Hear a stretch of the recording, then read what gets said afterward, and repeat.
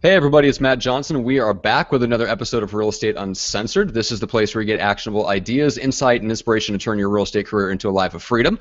We have an amazing guest today. We're going to talk about her business that she's built and her experience and some of the lessons that she's learned over the years and what's working for her right now in lead generation. And so we'll get to her in a second. For now, while we wait for people to join us live, just want to thank you real quick for subscribing on YouTube. And then if you want the audio versions nestled right between your ears where we so belong, you can head on over to iTunes or Stitcher, of course, right? We have to have the junior grandmaster himself piping in, as he always does, before he's allowed to talk. Greg Matiano. Greg, what's up today? Oh, irritating you so early in the podcast just brings a smile to my face. I just don't know what it is. I honestly tried to irritate you right before we go on air and then do something in your intro. You're going to look back and be like, damn it, McDaniel, what are you doing? I'm like, no, I'm just pissing you off. Yes, except for that one time when it backfired. We started the show off with an F-bomb that had to be edited out later. Correct. So yeah. please, let's be sparing in how you choose to annoy me before we go live. Look, drink more coffee, then I'll annoy you. Anyways, I understand you have a tech tip. Well, hold on. I have something to talk about. Okay. Dude, I got to tell you, I'm getting my house redone right now, and we're in day 2 of the entire project. It's coming along amazingly. Anybody that wants to kind of see what's going on, go to follow me on Snapchat, REU444. Don't ask me why. It stands for Real Estate Uncensored, and 4 is my favorite number, so I put 3 of them in there. But go check a look at it. It's really cool. But yeah, I got a killer tech tip, dude. I just found this the other day, and I've been messing around with it. Have you ever heard of inbound.org? Yeah, it's the kind of like the content marketing source. Right, but people can, anyone who has a question about like marketing, onboarding, any kind of different question you ever may want to have, you can go in and you can either ask a question, answer a question, or pose a question for the overall couple 100,000 people that are on the site and get multiple different answers and points of views. And it's 100% free, and it's a great way, if you guys are thinking about doing Facebook Lives, pose a question about something and then get multiple different points of view and then regurgitate it back out. I thought it was really cool, just playing with it right now, so I hope you guys go out and mess around with it as well. But I'm going to stop talking because our guest is much prettier than us, Matt, and I think she should come and start talking to everybody. That's right. That's right. Misty SOLDwisch. Misty, how's it going today? Great, thanks. It's Misty SOLDwisch. You threw an extra S in there, but I'll threw in an extra S. What? Yes. And it's easy to remember because I've got sold in my last name. I know. That's why I got that. I thought there was a switch at the end of there after the sold in all caps. I'm so sorry. I screwed that up entirely. All right. Let's start that over again. Misty SOLDwisch, how are you today? Great. I'm doing really well, thanks. Well, thank you for joining us. If you want to catch everybody up on kind of who you are, where you are, and what you specialize in. Sure. I am a real estate broker from Des Moines, Iowa, and I have been in real estate for 17 years. I have been a broker owner of a RE/MAX office for 9 years, started building a team around 4 years ago. And last year my team sold 359 homes. So we have a lot of different systems in place to do a lot of business. 359? 359, wow. Yes. Wow. What does that look like? I know we're going to get into this, but I'm just selfishly curious. Is it mainly buyer's agents, selling agents? Are they allowed to do both? Because we've had some other people that have different theories on that. Right. About a year and a half ago, we started really having people have specialized roles on the team. So I've got home selling specialists on the list side, home buying specialists on the buy side. So we do have that separated. Interesting. I know we're going to go deeper into that, but I know Matt has a question, is burning a hole in it. I do, yeah. This is from the Lead Genscription Objections Facebook group. Let me pull it up here. Surprised you actually threw that to me, Greg. So the question was on pre-listing package. So Alex Bjorn asked, if you deliver a pre-listing package to your seller, will you do it on the preview, or would you send it FedEx before the actual listing appointment? So setting aside kind of just the details of that, I'm curious, Misty, what's your guys' process, especially with you have selling specialists and so forth. So are you using a pre-listing package, and how is that being delivered, and kind of where does that sit in your process? Yeah. So we do deliver pre-listing packages to sellers, and the way that we go about that is when we meet with the seller, we have a 2-step process that we first do a preview in the home, and then we set an in-office consultation to go through the information on our marketing programs. So we send out that pre-listing packet as soon as they've contacted us. We send it via FedEx and have a folder of information about our team so that they have a little more information before we've ever set foot through their door. That's good. Interesting. So you allow them to do a little bit of healthy stalking? You know, learn about absolutely. you and the team and all that stuff? Definitely, because I know that that's what differentiates us, and so I want them to see the information that we provide to further endorse what the reason that they called us in the first place. Interesting. Now, you guys, this is just popping in my head. Are you guys looking into or maybe already using some sort of a video that you're sourcing them over to via email? Say, hey, look, if you want to hear about it a little bit more, go watch this short video, and you can have all of your team members, introduce themselves and everything? Yeah, so I do have a pre-listing video as well that's sent via email. It's a 13-minute piece that just kind of goes through. It has a lot of testimonials from past clients, things like that.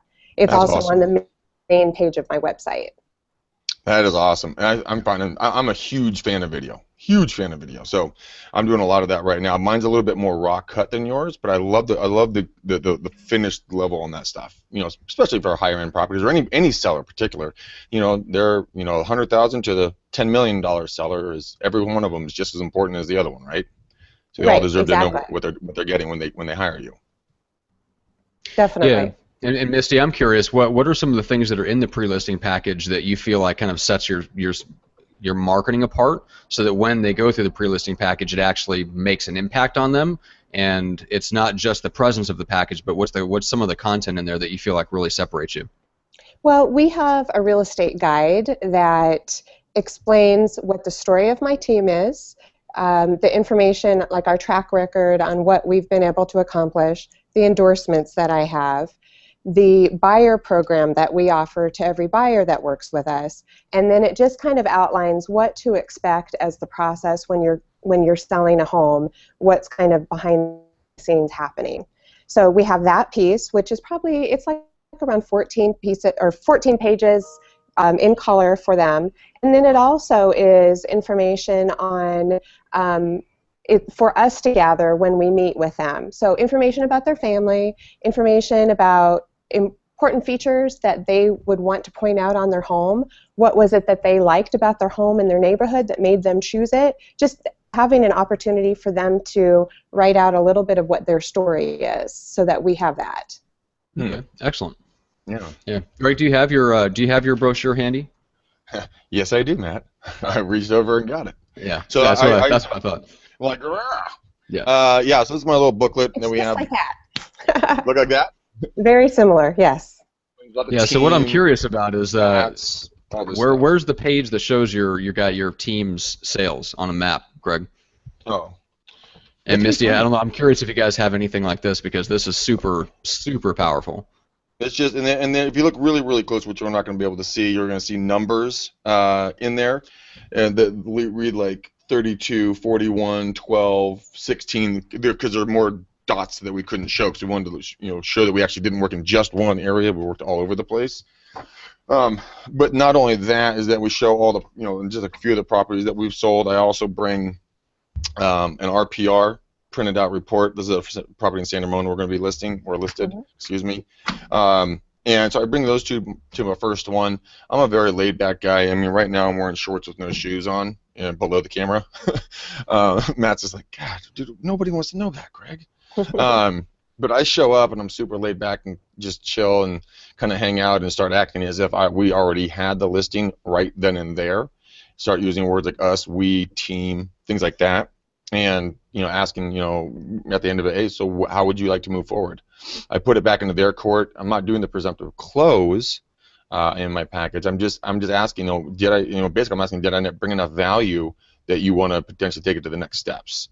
And then if I didn't, then I'm going to ask where we went wrong and go deeper on those subject matters. But yeah, this is, like Misty, this is basically what we're doing. And it's hard, thick cardstock, so it feels really heavy and important, which it is. All right. And then Misty, when you're so you're coming out and like one of your seller specialists or listing specialist agents is going out and previewing the home, and then you said you're scheduling them for an in-office consultation to actually Yes. close the deal. Yes, And we I've do. never heard that. I've never heard that approach. I've heard the in-office listing consultation, but usually like guys like Mark Z and Andy Mulholland, those guys they'll bring the sellers in, and then they'll say, look, we don't need to know, like we'll have somebody come out to your house after the fact. So what was the idea behind kind of switching that around? Well, I think that sellers do form an opinion of what your expertise is based on your presentation as well as the information that you put together on their home. And so even when you do that first walkthrough, they're like, oh, what do you think? I think it's really important to say, I go into the home not making any presumptions of what the value is. I need to see it. I need you to show me the things that you have done to that home and things that would not be obvious from just looking at data on the home. And that's really going to help us be able to best assess where we can position it on the market. Yeah, is that something that came out of your own personal experience listing homes, and was that kind of organic out of your own process? Yes, definitely. Cool. Yeah, because I know, Greg, you do something similar. It's a two-stage process too. Yeah, two-stage process. Misty, I'm just like you. If people go in and say, I can price your house without seeing it, you're full of shit. Exactly. There's absolutely no human way that you can. I don't care how many Google images you're going to look at. You don't know if they have Corian or granite, or if their kid ran down their hall with with a rake or crayons or something. I mean, you don't know what's going on. Or like Matt, Julie, and his 3 obese babies, if his kids are just denting the wood everywhere they run around that little house. You just don't know. That has a big effect on value. Oh, obese babies do. They really do. They eat through the cardboard sometimes. What'd you call them? What'd you call them the other day, Greg? Floor denters or something like that? Little floor denters, yeah. They're distressing the hardwood without even trying those little chubby feet. All right. Well, let's take a break there and give a couple shout-outs. What do you say? And then we'll dive into. I'm curious about Misty's background, and we'll go into her background as a broker, and then the transition to starting a team. I'm really curious about that. So we'll dive into that stuff. But first, just want to give a quick shout-out to I'm still thinking of the floor denters. You got me, Greg. Anyway, just want to give a quick shout-out to viral marketing. Misty, just to be clear, Misty, Matt is not married, and he does not have 3 obese babies. They just came up on the show somewhere. I saw the look on your face. You're like, the fuck is going on here? Is he really making fun of the obese babies? This isn't even funny. Who should I call? They are diabetic, Greg. You have no idea what I go through on a daily basis. Anyway, tons and tons of Twinkies. It all came from Greg using me as an example for clients for like role play and things like that on the show, and then he took it to a whole nother level. So anyway, so much fun. Go to Greg's marketing examples. Go check out what Viral does for Greg in his East Bay real estate video blog. I think, Misty, you're also a client, aren't you? Of Viral Marketing? Yes, I am. Yeah, that's what I thought. I thought that's how we kind of came in contact. So, yeah. So Greg has a video there that explains exactly what they do and all the video stuff, everything that helps him pull like more repeat and referral sales from his database. So gregsmarketingexamples.com. Go there, and then Homing In. So that was started by a couple of guys that have been on the show before, a couple of top KW guys back in the short sale days. But it's an app that helps sellers request real home valuations from actual agents. So right now, homeowners are finding the app faster than agents are. So effectively, there are sellers out there that are requesting home valuations that agents are not responding to. So the app is free to download. Go to Homing In on the App Store for whatever device that you have. You can also go find them on homingin.co. Go download the app and see if there are requests for valuations in your area that are already waiting for you, because there may effectively be seller leads waiting for you there. So that's all I've got for seller leads. Greg, what do you got or for shout outs? You got seller leads? I'll take some of those. I've got a few. Hang on, I got a few here tucked in my pocket. All right, so yeah, I'm going to move quick as possible here, but I got a lot of great shout-outs. You guys are awesome. I love each and every one of you for reaching out to me. I've had some amazingly cool conversations. So Anthony Lane, got him booked up for the podcast. Good Lord, both of us can't think straight today. I got him booked up for the McDaniel Challenge. Melanie, she texted me. She loves a lot of the Facebook Lives that she has seen, and she is starting to watch more and more of the show. So good stuff there. Gordon Lane, I got a lot of lanes apparently. Gordon Lane taking the McDaniel Challenge, loves the show, learning tons from it, and just super cool dude. Michelle Steen, whatever. Super awesome lady. She and I clicked immediately. One of my McDaniel challenges didn't show up. I know, Matt. I can't believe it actually happened. It happened twice this week, son of a bitch. But I did a quick call with Michelle and got her book down the road. Awesome lady. So much fun. She even sent me a thank you letter for taking the time to talk. Oh, nice. I know. And big shout out to Bonnie. Knuckles to you, my friend. First listing appointment. We talked through that. Some ideas to work on that. And then Neela from Stockton, just talked to her this morning. She's finally stacked up, and she's like, I was so nervous to reach out and do the McDaniel challenge. I'm like, why? Am I intimidating or something? She's like, kind of. I'm like, ooh, okay. Whoops, that's not the point. Well, you do berate people into taking the challenge in the way that you present it. So how about we dial that back a couple of notches and just invite people to contact you for the McDaniel challenge. Oh, that's not fun. Okay, and then Hank hit me up on Facebook message. What up, Hank? If you're watching this, man, super glad that you're with us. He wrote me. He wrote this. Hey, man, you and Matt are doing some great stuff. Thank you for being you. People are better because of it. Keep being the greatness, dude. All day, every day. And then to Jason, thank you for continuing to listen, my friend. So much fun to have you in my corner. You guys are awesome. So much love. Keep them coming, dude. We're in the 5th of September, or 5th of September now. Is that a holiday? I don't know. Figure it out later. All right, 925-915-1978. That's how you contact Greg for the McDaniel challenge. We'll do that later on in the show, too. Yeah, exactly. All right, let's dive back into Misty's story. So take us back. I'm curious on your background as a broker. Did you ever withdraw actively from the business and focus only on the brokerage side, or have you always been an active agent? Always been an active agent. When I started my own brokerage, I did it with the thoughts that I wanted to be able to build a team in the future. I didn't do it with the thoughts of pulling out of production. Gotcha. Okay, so that's something that I've come across with, and there's one person in particular that's struggling with this. They have a family name brokerage, but then they're trying to build out a team within that. So did you have any difficulties with starting a team kind of within your own, like a brokerage that you own, where you have like a team and then you have other agents that aren't really part of the team, but they're still under you because you're the broker? Like, have you run into any issues with that? Yeah, I mean, that has been something that not everyone's a fit to be under that because the agents that are the best fit for independent agents within my brokerage are people that, they are established agents, they're running their business, they're just looking for a real independent way to go about things and then to collaborate with me just on guidance, ideas, and things like that. But my focus really has been in the last 4 years on building my team, and most of the people that have joined our brokerage have been as a result of joining my team. Gotcha. Okay, very cool. So, what's working for you right now in lead generation? And maybe fill us in a little bit on just what the market is like in Des Moines, since it seems to be going gangbusters apparently, because there's quite a few agents that are doing really well. And how does that tie in with your lead gen efforts? Well, Des Moines is a great market. There's it's a great economy here because it's led by the insurance business, and Wells Fargo is also a major employer in our area. So it's a lot of professional services, and it's been a consistent market that doesn't see the really big highs that you see in larger markets.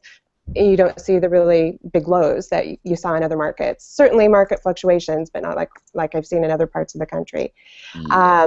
Lead generation, that has worked great for me. It was a big game changer when I started doing radio, and I'd always been a strong listing agent prior to that, but that just kind of magnified my name recognition and trust with people. And then about a year and a half ago, I started doing television as well. So those are our big ones. We do a lot of smaller internet things, but that is a reinforcement of the name recognition that people are already seeing from the radio and television.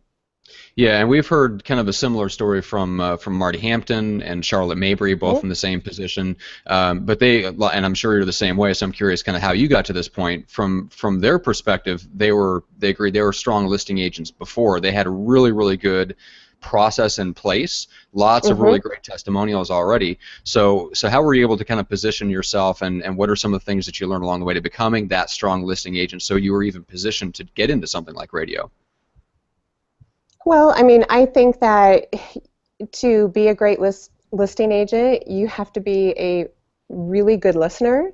That is the side of the business where you take all the heat because there's expectations laid on you, whereas the buying side, that's the fun side. That's where you get to dream and pick things out and all of that. We're dealing with their money on the list side. And so it's hearing what their needs are. It is responding to that. And it's having an answer when there's a question for things, because the number one complaint that sellers have is they feel like they don't hear from their agent. They don't know what they're doing to accomplish things. And you just, it makes a big difference when they really feel like you've been advocating for them the entire time. Yeah. Do you set up an expectation for communications with your selling clients, like when you'll be communicating with them, how you'll be communicating, asking them kind of what they like? We found that to be incredibly helpful for us, and I'm just curious if you're doing it too. Well, certainly how they like to communicate is very important, because like leaving a bunch of messages for someone who hates listening to voicemails and really doesn't want you to be on the phone isn't very effective. Sorry. Whereas if you're dealing with an elderly right client, there. when you're dealing with like an elderly or a more mature client, and More mature. yes, and you're sending them a bunch of email updates, but they never get on their computer, that's not effective either, even though you're making the effort. So yes, Right. I mean, having that sense up front of how they like to be communicated with. I don't set a specific expectation, but we do let them know that they're going to be hearing from different members of our team, not just the home selling specialist, but people in our office as well, because our office will call and check in, make sure that their marketing materials are stocked, if they have any questions that need to be passed along. Just having that regular touch point makes them understand that we haven't forgotten about them, that we're there to help. You know what? That is one of the most important things, and I try to at least once a week reach out to all of our sellers, the ones that I'm unofficially head agent on. Just reach out and talk to them. You know, I ask them up front, do you guys like text, phone calls, emails, carrier pigeons? I mean, what do you like the best? And so, or we can use the Pony Express for the what'd you call them? The old people, the mature crowd. Yeah, the Pony Express, it could still work for them. But yeah, I just reach out to them, and I also say, do you guys want to communicate on apps or social media? What are you most comfortable with? Right. And it's surprising some of the answers that I get, And as soon as I know it, it's just like you communicate. And when do you want to be communicated with? As it happens, once a day, once a week, once a month. I don't care to sell my damn house. Whichever way, so I don't annoy the snot out of them. Because I know if you contacted me as things happened, every single step of the way, I'd want to hurt you. Yeah. I just sell my damn house. Don't do that with IDs. Yeah. Or But Misty, other sellers, that's not enough. They want even more than that. Yeah, exactly. They would like to know at the half completion of each step. Yeah. Yes. All right. So when you were coming up, did you go after expireds or FSBOs? Like what do you feel like you're really good in terms of attracting listings? Well, our marketing is definitely geared towards showing that if you haven't been successful in the past, we can change that. And so that works very well for sale by owners and FSBOs. And it's something that we really have a great track record that we can show people, that a home's been on the market with different agents. We can list it, I mean, it's amazing, but we can list it at the same price or just slightly different and get an offer within a very quick time period. So being able to have testimonials of people specifically saying that was their experience is really powerful. Yeah, and then using radio and television to blast those testimonials out, get them in front of people. How are you gathering the testimonials on the back end? Is it like a systematic part of your closing process to go after those testimonials? Yeah, we've done it different ways over time. We do have some video testimonials. We do have written ones and some audio ones as well. And so we go about it different ways. And that's something that what I'd really love to have is someone that's dedicated just to that, because I think that we are in a mode where consumers are so review-driven that that has become more important than about anything that we do. Yeah, it really is. I'm actually, the property I showed you right here that we're going to list for about $800,000 in a city called San Ramon, just south of me. It was a referral and from a friend of mine that I've known since high school. She called me up and said, "Hey, I got a referral for you." I go down and meet with the guy, and I ask him, "Hey, are you guys thinking about, interviewing any other agents?" And since, like I said, it's a divorce, he said, "Like, my wife may want to talk to some other people, but I don't care. I want to use someone that was referred to me." And I'm like, God, the power of that is epic. Definitely. I mean, if you can get 10 people referring you one person a year, that's 10 extra deals just by saying, "Hey, go call Misty. She's the best. She and her team were excellent. They're professional, and they helped me sell my home for $600 million. It was phenomenal." Yes, I'm selling those all the time. That's right. Rats. Oh, yeah, exactly. What would what would 600 million buy you in Des Moines? All right. Yeah. Anyway, the state. Yeah. The largest sale ever was $330 million. I think it was over in Italy or something like that. There's some redonkulous, piece of property that I just saw the other day on an app. But we only going to double that for you, Misty, and that's an easy sale. There's tons of buyers for that. Fantastic. I'll need a 4-year contract on that one, though. A 40-year contract, yeah.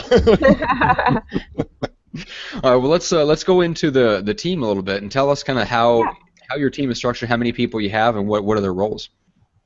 So I act as the CEO. My husband, Keith, is my Chief Operating Officer. He's been working with me full-time for about 4 years. Working with your spouse of 21 years, that's a whole other challenge in itself, but it's rewarding as well. So then we have 2 transaction coordinators, 3 virtual assistants, an office manager, 2 listing specialists, 6 buyer's agents, and I think that, and then a couple couriers, and our couriers are my teenage boys. You pay them with dinner, and that's it. No, they have much higher expectations than that. So they're the ones like running signs and setting up lockboxes, that sort of thing? Yes, exactly. Okay. Awesome. Delivering marketing materials, all of that. Yes. Very cool. Flyers. All right. I played that when I first got into business. Mm-hmm. Hey, you gotta start somewhere. That's essentially that's the mail room, in the absolutely. the team structure. Yes. All right, so let's talk about the buyer side a little bit. So you mentioned that, like in the pre-listing packet for sellers, you talk about what it's like for the buyers to work with you. So what is that? What does that program look like? Are you asking them to sign like an exclusive agreement? Like, give us a sense of how that works for your team. Well, one thing that we put together to differentiate ourselves is we have a Buyer's Advantage program, and when a buyer works with us, we have just a lot of different perks that are available. We have special offers that we've negotiated with different vendors for during that process, for when they're doing their home inspection and radon testing, for cleaning services, for we have a whole data internet security package that that comes with a homeowner's deductible premium reimbursement program. Sounds really complicated, Wow. but when it lays out on it, but it's different things that when you become a homeowner and kind of the things that you put out there, information on yourself, kind of helps protect you. And then we also have a moving truck that they are able to use when they purchase with us. So we outline all of that in the packet. We also participate in a program called Love It or Leave It, that if they're not happy with their purchase, they can sell it within the first year, not have any listing side charges. Nice. Love that. Yeah. We don't really do that a lot out here in California. love it or leave it. Did you guys? Is that something you guys came up with, or is that something that's I saw it working for teams in other markets, and thought it's a compelling proposition. It's something that very few people actually need, but when someone is in a not quite sure if the timing is right for them situation, then it gives them some security. Yeah, it really is kind of nice in case life just up and changes on you. You lose a job, spouses split, whatever the world throws at you. It's a little insurance policy for you. That's really a nice thing. I've never heard anyone else do that in 16, almost 17 years. No one else. So you're unique. Congratulations. Well, thank you. Yeah, I think that's. I don't know where if it might have been a Craig Proctor thing from back in the day, like the original genesis of the idea. I've heard of maybe one or two other people that have mentioned that they do something like that, and I think they do something which usually within the first couple of years. But yeah, it's definitely rare. I don't really ever hear about it very much at all, but it is a great program. I like that a lot. So basically, you're able to. So you've always been a strong listing agent. So you become a broker. You start to build out your team. Now, where did you start? Like, what were your first kind of steps into building a team? Well, I'll kind of back up a little bit. That when I opened my brokerage, it was 2007. It was when that market, great timing. I just did it when just money was rolling in. So I made the decision at that time that I was going to start working in the REO business because I'd been heavily involved in new construction prior to that, and that business was really changing. So because I was involved in REO, I just automatically had to get a lot of processes in place, and I had to get a lot of support in place on the administrative side to be efficient at that, because like selling REO in Iowa means you have to be willing to drive to the middle of nowhere, a house sitting in the middle of a cornfield 2 hours from any sort of internet service. So, so you had to have systems in place. So then as the market changed, I already had that infrastructure in place, and I really think that was key to helping me be able to transition easily. That's fantastic. It is systems. Yeah. Systems are absolutely key. What was one of the most critical systems that you put into place that you now look back on and say, oh my God, there's no way we could have gotten to where we are without blank? What would that be? Onboarding people? Would it be the listing process? Would it be kind of putting people in the right seats on the bus? In the right positions in the team? What was the best system for you? Well, I think, one of the most important systems is just the ability to delegate. I think that's something that agents really struggle with when they're trying to grow, is being able to go, okay, what are the things that I could do really quickly but are just not the best use of my time, and having someone else do that. Yeah. I think it's also been incredibly helpful that from a very early time in my career, maintained a database, not by mind doing, by having someone else do it for me, and keeping in touch with that database. Yeah. Oh, really? You're a unique phenomenon then, because most people, they have their database has like the hives or something because they don't ever want to go near them, even though they know, like, and trust them. What did you do to stay in touch with them?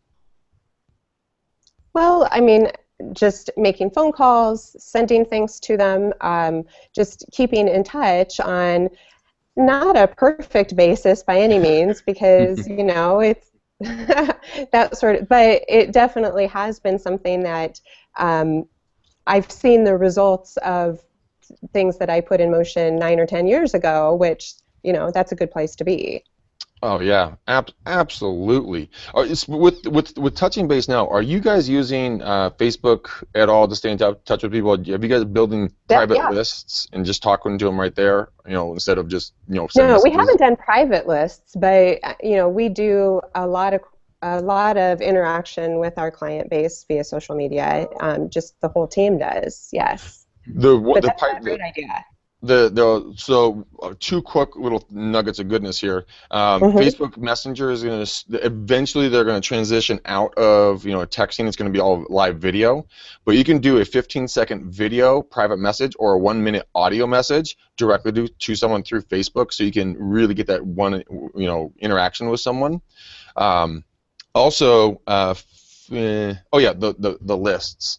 Facebook makes lists for you already, but you can go create your own and just add people in. Are you aware about that? And so that, like, if you're in the Safeway or your supermarket or the gas station or the bank or whatever else, what do? You pull out your phone, you check email, or you go to Facebook. Most people, right? You can go right over to your private list, just go clients or whatever you want to name it, and then just follow up and stay relevant with those people while you're doing your day-to-day tasks. Just another touch point. Or if you're like Greg and you're in the checkout line, you Snapchat. Yes, I do. Yes, I do, Matt. And I'm not ashamed to do it in public either. I know you're not. It's very. I've been with you when you've done it. As we're going, what was that? We were on the tarmac in an airport in New York, and you decided to Snapchat our journey. Yeah, from the airport to the plane. Yeah. And you were walking like 4 feet ahead of me. I'm like, I'm not with the big idiot behind me. That's right. All right, Misty. So you mentioned that at one point you had a team where you had agents, and they were kind of free to do both, and then you moved them into more of a specialized role. And I do a lot of work with Jeff Cohn, and he found kind of the opposite. He tried to have people specialized, ended up letting them be unspecialized, letting them both list and sell. So I'm curious, what's your perspective on it, and why does that work? Why does the specialized role just work better for your team? Well, and I guess to correct myself a little bit, we've always had more specialized roles, but it really was when I stepped out of being in active production on the list side and having people take my place there that things really changed. But I think it's very easy to explain the team process and what makes us different. When you talk about how complicated a real estate transaction is, how it's really different skill sets that are required on the buy side and the list side and the transaction side. And so we've got that covered by having people that are strongest in those areas to lead them through every step of that process. And I think when you explain the different things that are needed for those sides of the business, it makes sense to people, and that creates a compelling differentiating factor from an individual agent that they might be interviewing. Okay. Yeah, I totally agree with that one. The reason why is that on our team, what we do is we have an Eileen, and everyone's going, "What the hell is an Eileen?" Well, she's our team manager, and I tell all the different agents, and we were talking about this earlier about delegation. I tell everyone, "Hey, look, if you guys need anything, go and contact Eileen for scheduling anything else." And they're like, "Well, you're kind of my contact." I'm like, "No, for negotiations, I'm your contact. But for anything else, it's going to be to Eileen." And then delegating her, because she's good at scheduling. She's a good S and a C. She's very, A to B, B to C. I am so the polar opposite. I mean, I would forget my head if it wasn't attached. And Matt's like, "Yep, yes, this is true. Never truer words ever been spoken on this show." But yeah, letting people shine is critical, and it's important for you as a CEO, and your teenage boys as the runners. Everybody knows their position, everyone's okay with it, and they have their own jobs. Right. So what happens on your team when someone in the buyer's agent, their sphere, or maybe it's a buyer lead that they're working with, has a home that they want to sell? So how do you handle that as the CEO of the team? Then they refer it to the listing side of the team, and they get a referral for having sent someone from their personal sphere to the listing side of it. But everyone is completely bought in to the benefits, and it's not an issue. Cool. Yeah, so everybody doesn't have to be cross-trained. You don't have to worry about any of that. So the buyer's agents know they can just send them off, and they just kind of introduce them and hand them off. And I'll tell you, I mean, we have got fantastic buyer's agents. They love the getting out there and hunting for properties and interacting with their clients. They have complete faith in our listing side, and that's. They don't want to have to deal with that part of it. They want to do the part that they love, and they trust that the listing side is going to be able to take care of them. Interesting. That's awesome. That is really good. Specialization. Is that a word? Specializing. There we go. Yes, Good. I'm making up words as we go, too. This is a great show. Oh, you're making up the fact that you just made up a word because it's a real word. Okay. All right, Misty. So we were talking about a little bit about this before we went on the air, and I'd love for you to talk a little bit about it because there are other agents both in and outside the rate group. I mean, endorsements are not exclusive to radio and television experts, although Matt does a great job of lining up those endorsements. But there's a lot of people out there that have, you know, local radio personalities, endorse them and stuff like that. So what you mentioned that it's taken, you know, some time to get some traction and really feel the effects on the ground of your Barbara Corcoran endorsement. So what were some of the lessons learned out of that whole endorsement experience? Yeah, you know, I had people notice right away, but it really didn't make the phone ring right away. So it was something where I think it really took patience in getting it placed to the right time slot so people saw it. At first, I was running it during ABC's Shark Tank. It's like, okay, that's live when people see her, and that's going to be a captive audience. That's a fan. It makes sense. But it was really when we started running it during the Today Show, live, you know, and that leads, in my market, the most popular local newscast in the morning. So when we moved it over to that, it was people weren't recording the show, they were watching it live, so they saw the ad during that first 30 minutes. That immediately made a huge impact, and so it's been an extremely positive and just profitable endorsement now because of that. Just took some patience. And all great things do, though, and I'm sure Matt has not. Matt with Rate probably explained to you, you know, it's not an overnight thing. It's going to take a little bit of time, you know. Right. You have to make those impressions. You have a much bigger marketplace that you're reaching out to. So I'm really glad that you tried it. We've looked into it, but we could never do it here in the Bay Area. We were just too big and too diverse, you know, and we would get things that were like 50 miles away, and I'm like, first off, where is that city?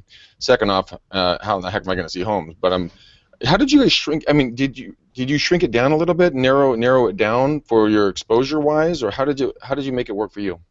No, you know, we do get people that contact us that are just way outside of where our service area would be, and when they contact us, we do give them referrals to someone that might be able to help if that's something that they're interested in. But we do cover a pretty wide geographical area. Anyway, and that was something that I started back when I was doing foreclosures. So I was used to having sign exposure and name exposure in a lot of different counties, and so switching over to that radio and television that's covering a really wide net, it was just a natural progression. Well, we go back to the farmhouse in the cornfield, you know, you're talking about. Yeah. Now they just know that you're coming instead of like, hey, hello. And Misty, what's your call to action for the end of these, like your endorsement commercial? Where is it driving them to? Well, I have a guaranteed sale program, which I call the Sold or I'll Buy It program. And so all of our different advertising points towards that as an option that we have available that makes us unique. And it's going to the website for that site, or do you also give like an 800 number for that? Like we have a phone number that's specific for the advertising, and then also to my website, soldincentraliowa.com. Yeah, that's an interesting, I guess, little point to bring up. And I think Matt say this. I don't know if it was 2 years ago at the rate event in Dallas. I think he mentioned that one of those little things you find out by experimentation that they didn't expect going in was that like mentioning a toll-free 800 recorded line, and then also a website. There's no substitute for giving out an 800 number. Like I don't know if it's the case for you, but at the time at least, he felt like the majority of the leads were still coming from people actually calling. And when they tried removing the phone number from it and just giving out a website, like they didn't make up for it in traffic, which is just so. I mean, there's some, I guess, experimentation that might need to take place if you're looking to get into radio, because it may be different in your market, it may be different with your demographic. You know, younger people may be more apt to remember your website name and go visit there later rather than calling an 800 number. But I mean, you're obviously, Des Moines is a fairly conservative Midwestern market. I don't know if your demographics does it tend to skew baby boomer for your Well, average we're client, maybe a little extremely younger? intelligent to start with. It's very intellectual clientele. Yeah. No. Yeah, no, I mean, it does tend to be baby boomer. One of my first radio endorsements was a local country station that Hatfield and McCoy. It's a duo that they have been live in Des Moines for about 26 years. So they've got a huge listenership. They are awesome on social media, and they really have a wide demographic that listens to them. I mean, it is grandparents, parents, and their kids that are listening. The television tends to be more baby boomer. Gotcha. Interesting. Yeah, it really is. Yeah, that's yeah, and I'm surprised, Greg, they weren't able to kind of niche it down farther too. But traffic is so bad along the 680 corridor where you're at. It's just something could be 20 miles away, which is no big deal in Des Moines. That's a 20-minute drive. Or you send one of your other agents out there that lives 15 minutes closer to the listing than you do, or something like that. But for Greg, it's like that might be an hour trip, right? Oh, dude, I can be an hour trip 4 cities away, and that's just down 680 where you were. If we go over to 880, forget about it. It ain't happening, you know. But it just, for us, it was just unrealistic. But I got to tell you, Misty, I am now publicly very jealous of you because I would kill to get my team to do that stuff. Gosh. The last thing, well, you've been on radio a little bit, but the last thing we need is just Greg on every media outlet there is. Greg, 24 hours a day, live streaming. Your head wouldn't fit through the door. Yes, it would. It wouldn't, jerk. All right, Misty. So if somebody wants to send referrals your way in Des Moines, what's the best way for them to reach out to you and/or your team? Well, you could go to my website, soldincentraliowa.com, or my email address is Misty, M-I-S-T-Y, at mistysold.com, or on Facebook would be great as well. Very cool. And what's the next step for you? Is it growing the team? Is it expansion? Like what's the next big mountain you're climbing? You know, we are just shooting for complete domination. That's what we're looking for. Domination. You know, it's always, I really love networking with agents and teams that have accomplished something way bigger than what I even thought was possible, and going, okay, can I do that here in Des Moines? And figuring out a way to make it happen. I just think that's really valuable. And, you know, I want to continue to grow the team and see where that takes us.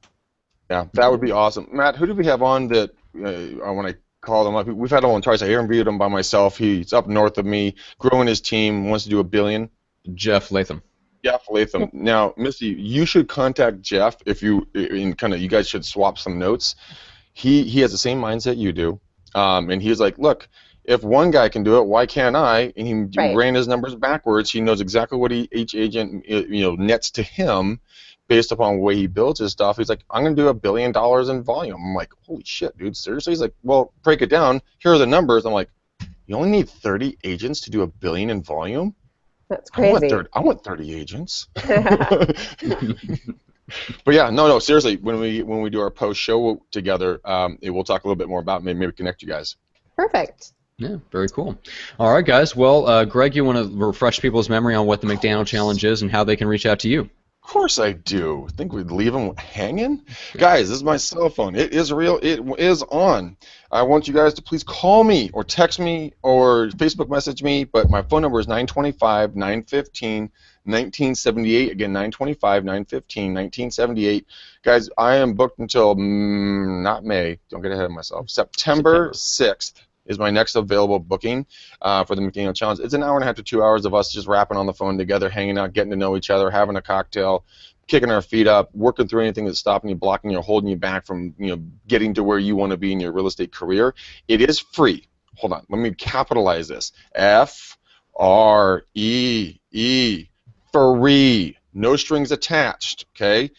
And I'm sorry if I come across intimidating. I don't mean to do that. I'm just cajoling you guys into actually getting off your ass and calling me. Because once we do that, people see business flowing into their lives because we found that stopping point, and we help get it out of your way. So anyways, guys, get a hold of me. I love you. I really do want to talk to you. I'm honestly passionate about this. So please, please, please, please, please reach out to me. All right. There we go. Put a button on that one.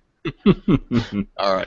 Well, let's send this one home. Just want to thank everybody for watching live, and if you're watching the replay, make sure to subscribe on YouTube. If you like the audio version, head on over to iTunes or Stitcher and subscribe there, so you get the audio version. Listen to us in the car, at the gym. I think what a door, like learn and burn, the shower. Yeah, sure, the shower. All right. So with that, we'll send this one home. So for everybody, obviously Monday coming up is a holiday. Wednesday I will be unfortunately not in a position where we can even do a podcast, so we don't have a guest or anything. So we just decided to cancel Wednesday's show, and then we're back, and Greg is running the show. Good Lord, on Friday with a yeah. So I won't be able to join him.